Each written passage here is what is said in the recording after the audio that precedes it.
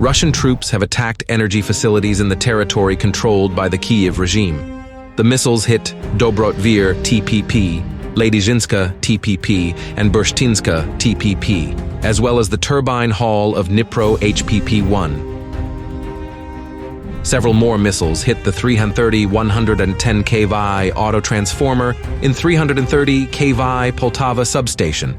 In Kremenchuk HPP, the hit fell at the head cover of the hydraulic unit number 4.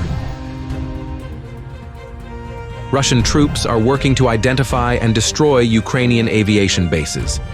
In Dnipropetrovsk region, near Manvilivka, Russian armed forces hit an airfield, destroying 2 Mi-24 helicopters. Ukrainian units, in turn, continue to attack fuel and energy infrastructure facilities in Russia.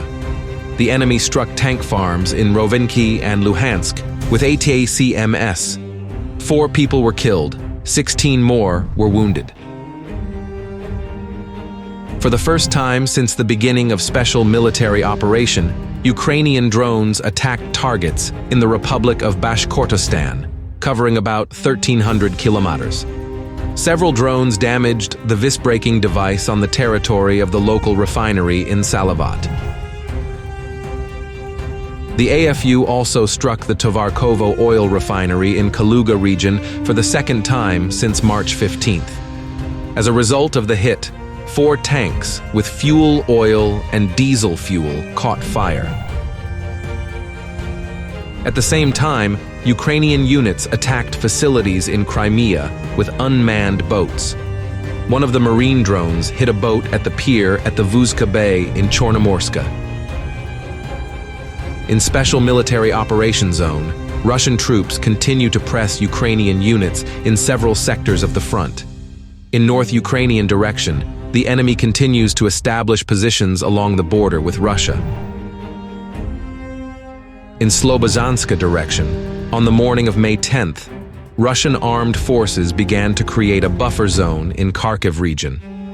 After the attacks on the AFU positions, Russian troops crossed the border, liberating the settlements of Ohertsev, Hatishche, Pletenivka, Strilecha, and Krasny during the fighting.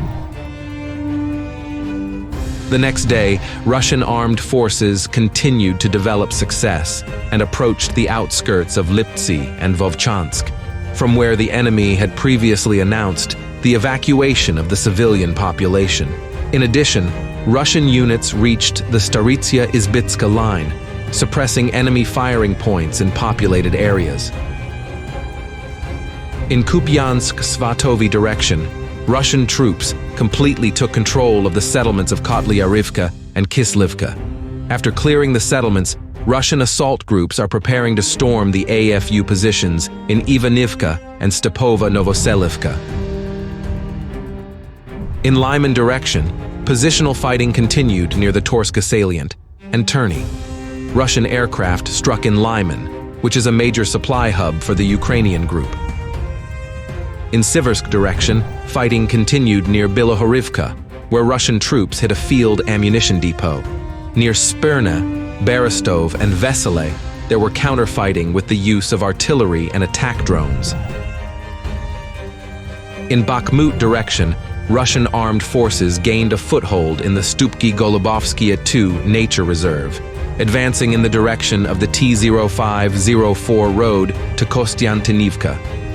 To the southeast, positional fighting continued near Klishchivka and south of Ivanivske. During one of the attacks, the enemy lost a tank and a recovery vehicle in battle. In Avdiivka direction, Russian assault groups cleared the forest plantations between Ocheretine and Arkhangelsk, coming very close to Novoalexandrivka. To the south, Russian units seized half of Umanske, hoisting a flag in the village center. Fighting continued on the western outskirts of the settlement. In Donetsk direction, Russian assault groups are advancing in the eastern outskirts of Krasnohorivka, liberating part of the residential districts of Solnechny and Eastern. The enemy holds positions in the area of the Mariinsky Hospital. South of the Borisivka Pond, several units of the AFU infantry were encircled. In Netalov, Russian assault groups ejected the enemy from the school area in the center of the village. A few days later, the stormtroopers gained a foothold further south on the approaches to the poultry farm. In Vuhledar direction, Russian troops attacked the AFU positions in Kostiantynivka and Paraskovivka. To the south, at the Volodymyrivka-Vodyain line, assault groups seized several enemy strongholds.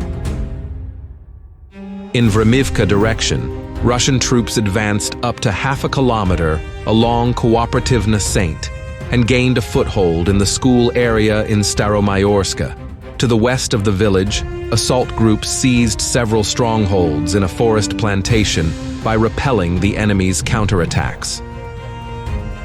In Urozhain, Russian armed forces took up new positions in the area of farms on the southern outskirts of the village and in the forest plantations to the east of the settlement.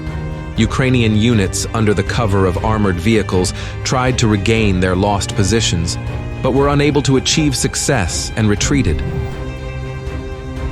In Zaporizhzhia direction, Russian assault groups seized an enemy stronghold on the T-080 road south of Novopokrovka. During the ensuing battle, they eliminated the AFU unit defending the position.